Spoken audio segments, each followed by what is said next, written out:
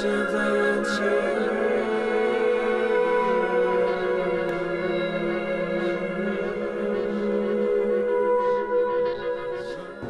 was my duty. I was drafted.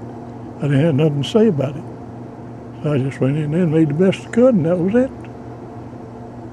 That's what anybody could have done.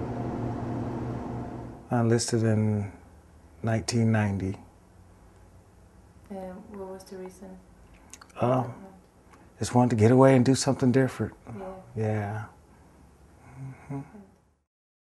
I didn't have no alternative. But after I had to go, I made use of it. I sure did. I made use of it. Well, everybody was scared over there. Nobody can say he wasn't scared. If he says he wasn't scared, he's a liar. I grew up in a Catholic school, going to Catholic church, and you're taught not to kill. But then you go to war and you have no choice. So you go against all your beliefs. So that's kind of hard to deal with sometimes. Yeah. He knew that I had been raised in a Christian environment, and it was contrary to that environment to take human life, to kill another person, but that there are times when you have to.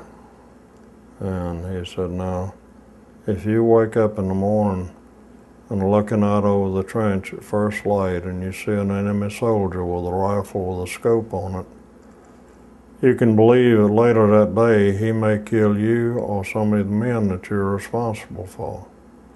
And as a rifle platoon leader, I was responsible for 50 people. And I just didn't want to have to sit down and write that person's family and tell them, dear Mr. and Miss, I screwed up this morning, your son died this afternoon. June the 6th, 1944. If you ever see a Puckwood barge turn over, body. I mean, it got to the place you got used to it. A dead person was no more than a live person. That's right. But I tell you truthfully, I didn't want to shoot nobody.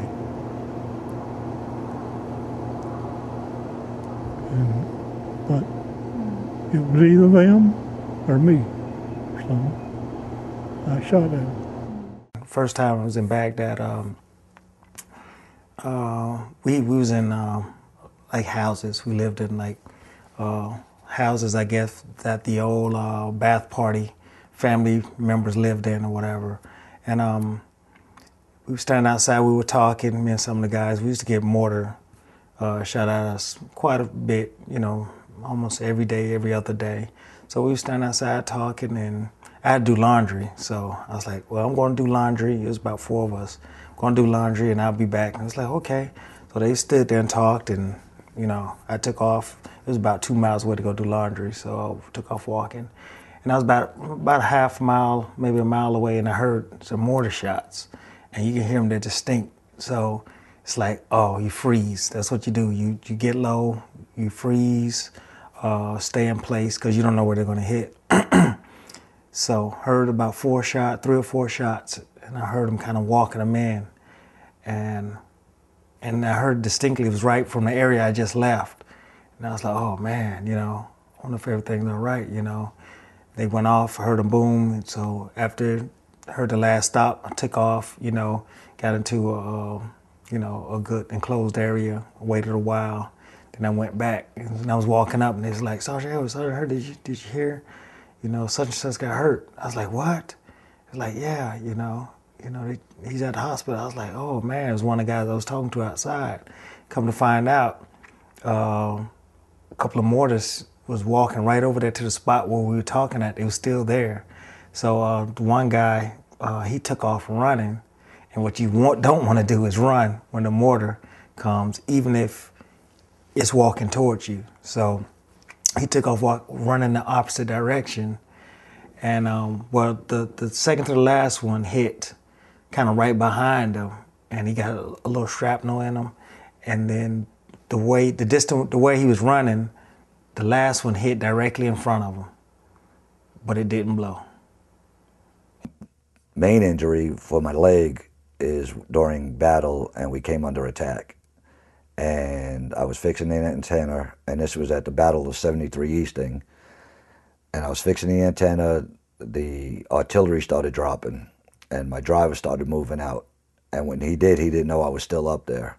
So as I was falling off the side of the Bradley, the turret of the Bradley, my ankle got caught between the day sight and the night sight. So I was hanging by my leg as we were going through the desert. And once we stopped and I was able to pull myself up, I went to the medic, and they were going to bring me to the rear, and I said no, I was staying with my Bradley. So they just wrapped it up, and I went back to the Bradley. In the company that I was with, we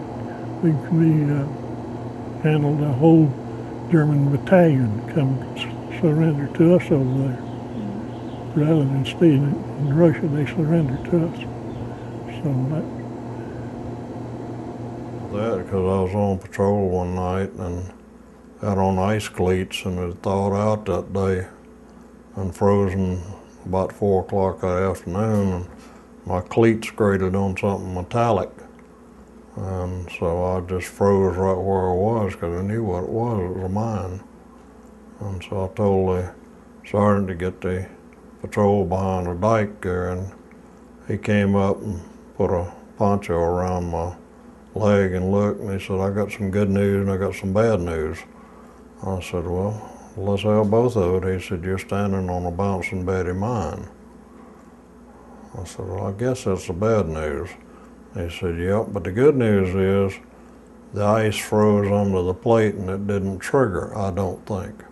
I said, I sure wish you could be more positive about that, Sarge. But I told him to go back and join the others, and I came off real slow, and I was lucky.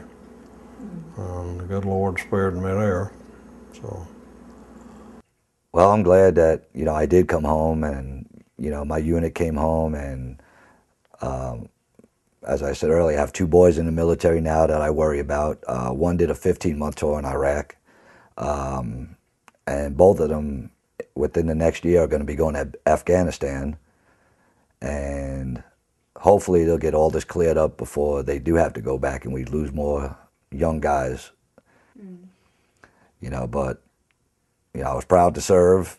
I was proud to go to war. And, I'm proud of all the guys and the men and women that are there now. And I think people need to see that. And don't, like the businesses now, you always see welcome home troops, and don't do it because you want business. Do it because you're proud of them. Yeah. And I think that's how people need to be.